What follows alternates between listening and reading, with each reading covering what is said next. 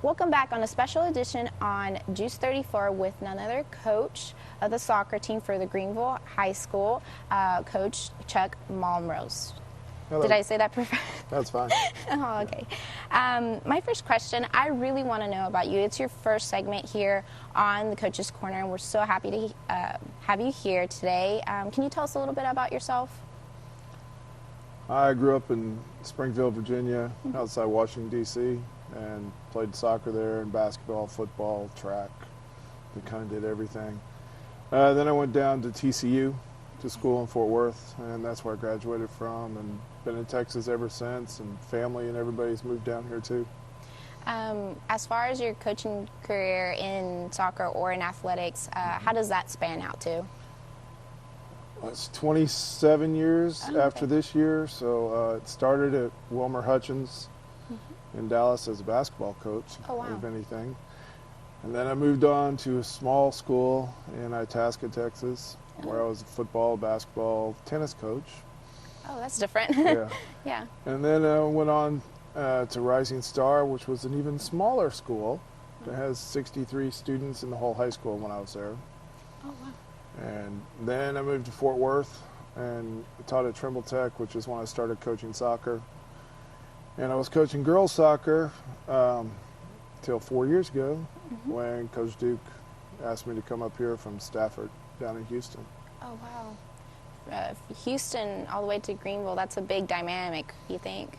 Yeah. As far as, you know, the school culture? It's well, it's a little bit different. A little bit different? Yeah. A big inner city school, or we're talking about rural? Where our school was, Stafford's right between Houston and Sugar Land. Oh, okay. It's like 7 miles square, just a little area. Oh. But it's the only municipal school district in Texas, so the city actually runs the school instead of independently. Independently. Okay. As Greenville's head soccer coach, what do you look forward to more about this year? Well, this year's going to be it's going to be a lot different because we have, last year I had 20 seniors and 1 freshman on the team. This year I have like 15 sophomores and 4 seniors, so it's completely different. And it's a rebuilding, as in we're trying to get used to playing varsity soccer because none of them have played before, and they're all learning, and it's growing.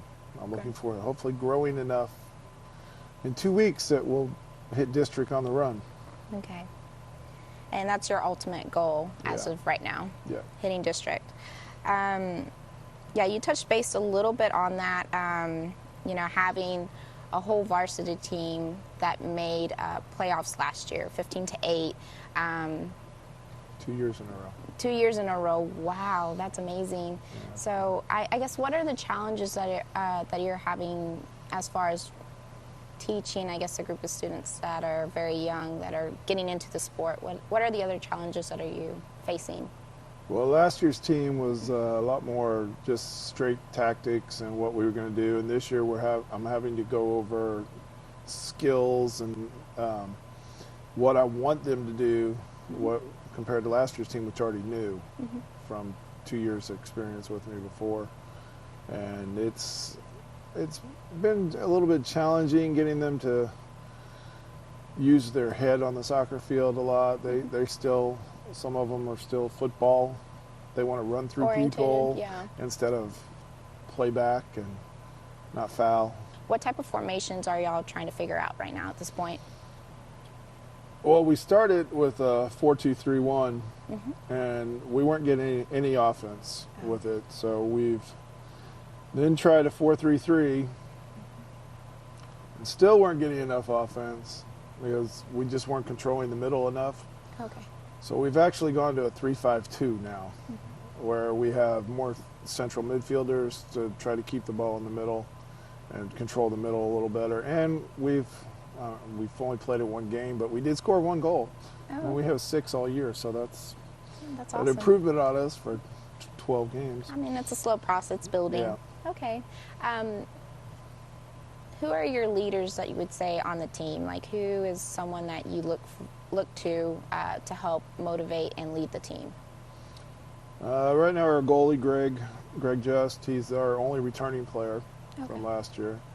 And also senior Christian Villegas is a leader, and Fidel De Leo is also a senior who's become a leader. And then we have some sophomores. Thomas Jones tries to be a leader. And then it's just it depends on what game we're playing. Matthew Gillespie, when he's out there, he's vocal. He's a vocal leader. He tries to get the people in the right spot. Yeah. How important do you think team building on and off the court is? I think team building is very important. They need to get along, and the last year's team, they were all friends and got along, and they even set up with themselves a Sunday night dinner where one of the parents would have them over to their house and would cook dinner for all the kids, and they would be there. This team hasn't done that yet because they're still all getting to know each other, really. I mean, we have freshmen on the team, which I've never had freshmen on boys varsity before, so that's interesting. And I try to get them to do things together as a group in athletics and on the field. We'll see. That's awesome that you say that you have freshman students on the soccer team, and you've never had that before, correct? Yes. That's pretty awesome. That has a lot to say about yourself, about your coaching style, and what you can do with a team. Ultimately, you can make the team. Like at my alma mater at Charleston State, we were a basketball school, and we were a basketball powerhouse. And now with the new coach that we kind of recruited from UTEP, he's made it to a football powerhouse. Do you see that in the future, maybe? I hope so. But, football's still king in Texas, so everything revolves around football. So, it's just the fans come out for football, and I'd like for more fans to come out for soccer. Our kids would love it because they look in the stands every game and say, "How many people do we have?" And they're like, "Oh, 50." So they would really like more people to come out. But, I understand it's freezing when we play, too. It's 30 degrees sometimes, and you don't want to sit out in the cold stands. But what's your philosophy as far as being a coach, or what's the team motto? Our team motto kind of strange. It's they say grind. And it just means to work really hard all the time. And we got that from working in the weight room with our strength coach, Coach Smith from the high school. He works them out in the weight room. And his idea is, come on, you got to grind, you got to work harder. And so it's just kind of carried over to the soccer field that we want to work as hard as we can all the time. Winning or losing, we just got to keep playing hard. Okay. And last question. I think we talked about this a little bit. Is there a professional team that you kind of follow, or an NCAA team? I follow Everton from the English Premier League. Oh, wow. We're just kind of struggling at the moment. That's okay. Yeah. It's just been my favorite team for a while. And I have used some of their things they do, but they keep changing coaches so fast right now. It's kind of hard to keep follow. up. Yeah. Okay. Thank you so much, Coach. I really appreciate your time, and it was wonderful actually getting to know you today. Thank you. It's nice meeting you. Thank you.